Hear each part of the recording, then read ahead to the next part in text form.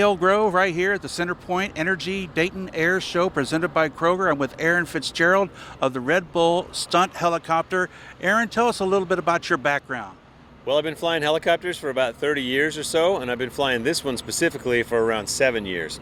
Okay, tell us about the model of this one, and also I know this has a big story behind it in the way it was researched to develop it for stunt flying as well as civilian and military flights. Well, this is an MBB BO-105, so it's a German helicopter, German design, and they originally wanted a helicopter that was strong enough to be able to fly nap of the earth, so with a big positive G-load going up over the top of an obstacle and then a big negative G-load going back down under cover. So in order to do that, they had to design a very specific rotor system, and that's what you see behind us here. So it's a solid titanium rotor head and a rigid in-plane rotor system, and that's what allows aerobatics. Now, I'm sure you've performed stunts all over the world.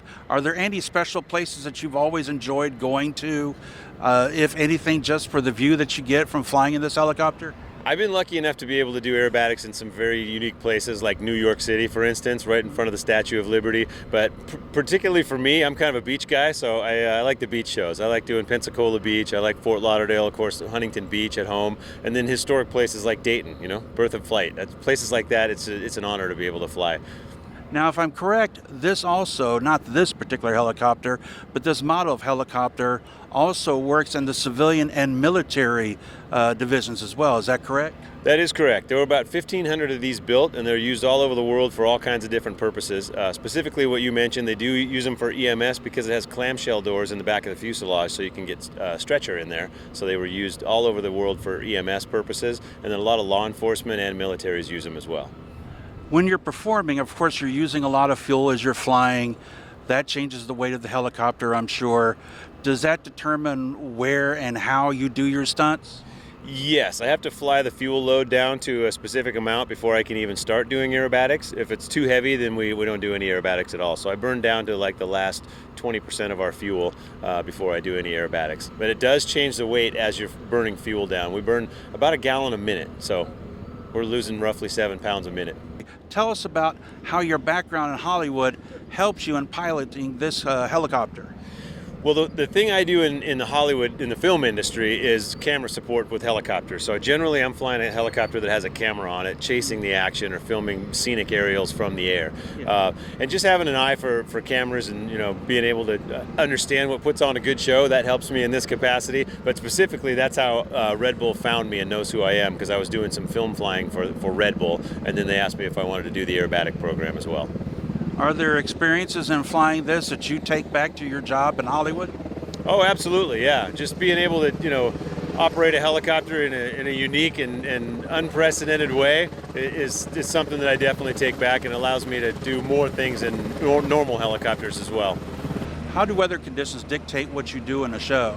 If there's heavy cloud cover one day, do you do a lower program?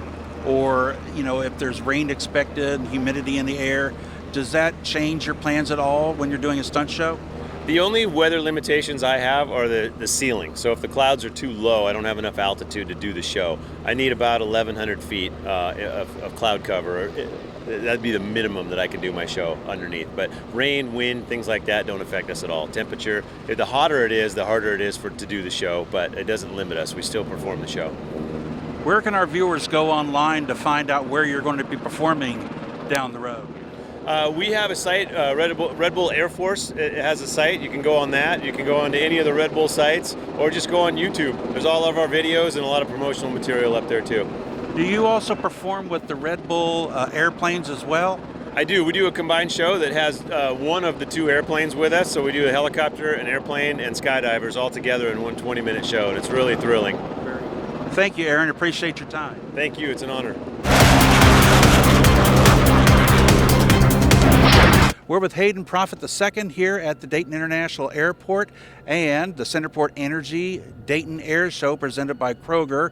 And Aftershock was scheduled this weekend, but we have a different truck that's going to be here. It's Hot Streak 2. Tell us a little bit about this 25,000 horsepower vehicle. Yes, sir. So it's a 4130 chromoly tube chassis car. It's actually a fiberglass cab, doors, fenders. So it's not a classic steel truck that we cut to pieces. So it's all fiberglass parts. Got 2 Westinghouse J34-48 jet engines in it with afterburner, and at sea level we typically make about 25,000 horsepower. How is setting up this truck different for going down a runway versus going down a quarter-mile drag strip? There's really no difference with the jet, being that as we're not driving a tire, so there's no drivetrain. It's just thrust that's moving the truck, just like an airplane, a jet airplane essentially. So yeah, there's no real difference there. So we don't have to do any kind of adjustments or anything for the truck. Okay, you're going to be racing an airplane this weekend here at the air show. Do you have a spotter that you're in contact with that lets you know when the plane is lining up for you to race, or do you communicate with the pilot, or is that necessary at all? Yeah, so my crew chief normally is in constant contact with both the air boss and the pilot. So being that I'm in a cab and I don't have mirrors, I can't see the pilot as he's coming in. So our crew chief, typically the crew chief and pilot are talking to each other, letting him know the speed that he's at, and then also the distance that he is away from me. And then my crew chief essentially will time it to where once I launch the truck essentially right before he gets to me. That way we're trying to match his speed within a couple seconds into the run. But that way when he launches me, the plane overtakes me, and then I can try and run him down and then be in chute when it's not, not trying to run it out too far, or we're trying to go faster than we should be. So. Okay. Well, in NHRA, they break the engine down in between runs, rebuild them from the bottom up. Do you have to do that here, or is that necessary? No, it's just like any other jet in an aircraft. There's so many hours before one's really needed to be torn down. Thousands of hours for an engine. And typically aircraft, they're running for hours at a time. We're running for just a couple minutes. So typically, I do intake and exhaust inspection. But essentially, if there's no evidence that anything came in the engine or came out of the engine, then we just keep rolling. How much fuel do you burn in a single pass? Typically anywhere from about 100 to 140 gallons per run. We're actually burning 6 gallons a second in full power in afterburner. What kind of G-forces do you experience when you're out on the drag strip or you're on the runway, starting versus when the run is ending? So typically in good air, air density has a lot to do with everything. So the best that we've experienced, the highest that we've seen at sea level and good air, we've experienced 3, almost 3.5 on launch.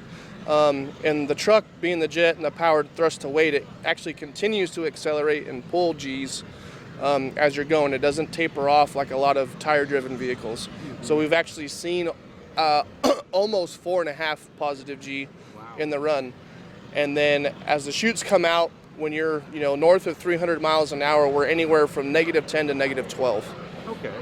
How many runs do your tires last before you have to change them? So being that we're not driving a tire, they're just there to roll, they actually last a pretty long time. Typically, we'll go 2 complete seasons of running before we swap them out, and that's mainly just due to age.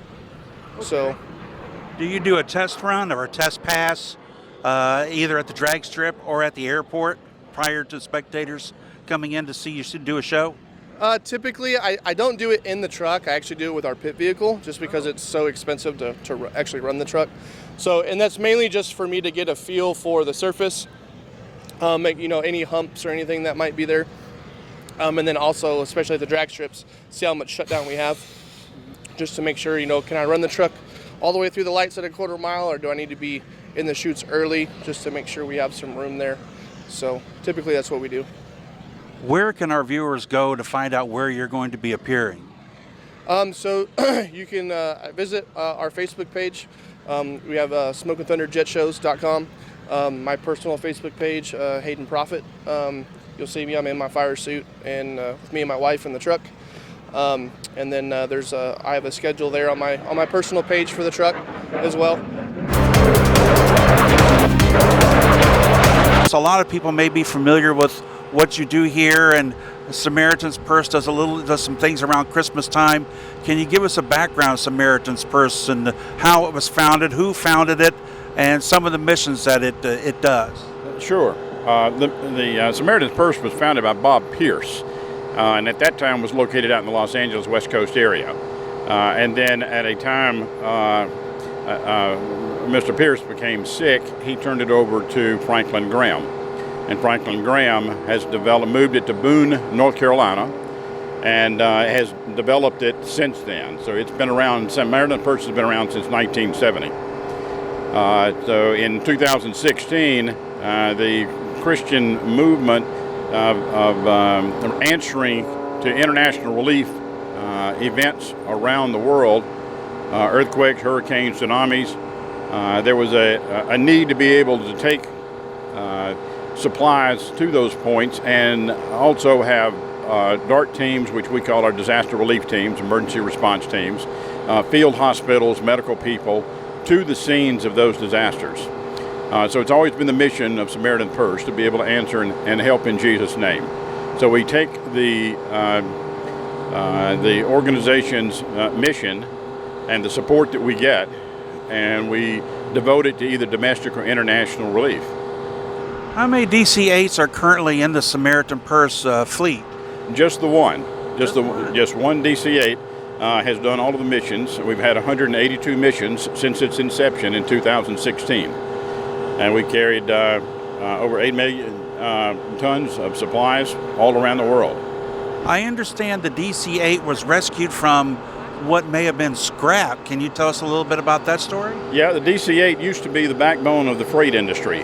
It started in passenger transport with the airlines, and then migrated into the freight industry and was the backbone of that for so many years. And over time, those DC-8s have been phased out for more modern aircraft. And like so many aircraft, they are sent to the dry atmosphere of the western deserts of the United States to wait until something can be done with them. Sometimes they're scrapped, and sometimes they're restored. And in our case, when we were looking for an aircraft that could do what we needed it to do, to have the range that it had, the carrying capacity that it had, and in this case, the fact that it's called a combi because it's a combination passenger aircraft and freighter. There's 32 seats in the back for passengers. There's 10 pallet positions in the fuselage for freight. So we're able to take entire teams. We can take a medical unit and the medical tent, just like you see here in this exhibit, and the medical team and the DART teams that are necessary to go with it, take them all to the same location for activation. So this aircraft, when we were looking for an aircraft, decided that DC-8 was the correct aircraft. Do you work side by side with the military to determine the safest times when you need to deliver supplies to those that may have been displaced in situations like, maybe Ukraine? Not usually, but there have been times when we've had to reach out to the military for some level of assistance. For instance, there were 2 hurricanes that hit Guatemala a few years back, and we had sent all of Guatemala was devastated, their airports included, and the only location we could go was a military field in the mountains of Guatemala. So we were able to work through our military to get permission from their military to be able to bring the supplies in. So there are times like that when we have to work with the military. Sometimes we go into places that when we were doing an Afghan refugee mission, we were going into an airport base in the Middle East in order to drop the supplies off and complete that mission. So there are times when we do work with the military in order to gain access to the areas that we need to go into to help the people that are hurting. Now, more so than just hurricanes and other natural disasters, Samaritan's Purse provided relief during COVID-19. And if I remember correctly, or looking over my notes here, you're talking about bringing medical relief to those countries stricken with COVID-19. What did Samaritan's Purse do? Who did they bring with them? Well, in New York, they took the entire field hospital, put it in Central Park, and had another outlet for patients as they were completing so many patients, accruing so many patients in New York that they were needing extra bed space, and we responded to that. In Italy, we sent a hospital for COVID relief there in Italy. In Nepal, we flew a flight to Nepal, taking COVID supplies to that region when they were under such a devastating COVID outbreak there. Okay. How many nautical miles can the Samaritan's Purse DC-8 go? Between 6,000 and 7,000 nautical miles. So we're talking about if we went from like here to maybe to Tokyo or something like that? It could be Tokyo to the west, maybe Cairo to the east. Okay. So if we can get full fuel on board the airplane, we can go for 13, 14 hours. Okay. I think you touched a little bit on this earlier, that we do have on the other side of a plane a triage set up that you'll get to take a look at. Do you work side by side with other medical facilities as well? Not outside the ministry. The ministry has its own medical organization, which handles the medical facilities and the equipment that's updated. Anytime that it's brought back in, it's recalibrated and put back in stock, ready to go again for the next mission. So there's the World Medical Missions that's part of the ministry, handles all of that with their own doctors and nurses. So we are coordinated with them when it's their mission that we're completing. So there are a number of divisions within the ministry which can take advantage of the aircraft as an asset to be able to move people and personnel into position to be able to do these missions. We do these missions all over the world, and it's a complex logistic, but it is terribly interesting to see how the ministry has developed over the years since 1970 to 2016 when they first implemented this aircraft. Is to see how they have perfected the response to an emergency. So there's a whole level of domestic response that's done mostly by trucks, as you see back here parked behind on the other side of the aircraft, that'll go to the scene of again, floods, fires, tornadoes, wherever there's devastation, hurricanes. And then when it's an international response, then we're usually the tip of the spear to get the teams and the supplies in first. So we try to be the first one in after the disaster, so that we can provide the relief for the people that are hurting. And we did it all in Jesus' name, as it says so on the nose, helping in Jesus' name. And we have a cross upon the tail to let them know this is coming from the Christian organization of Samaritan's Purse. Wonderful. Sir, thank you so much, and thank you for all that you do with Samaritan's Purse. I appreciate your time, and I'm sure everyone will look forward to seeing your setup out here with the triage and the other things that you've got with Samaritan's Purse. Is there anything people can do to get involved with the Samaritan's Purse mission? Yeah, absolutely. I would go to SamaritanPurse.org. Look at the website. There's ample opportunity there for you to sign up if you want to be a volunteer, contribute if you want to contribute. We always ask for your prayers. Awesome. Thank you. Thank you, sir. We'll have more from the CenterPoint Energy Dayton Air Show presented by Kroger right here on DATV.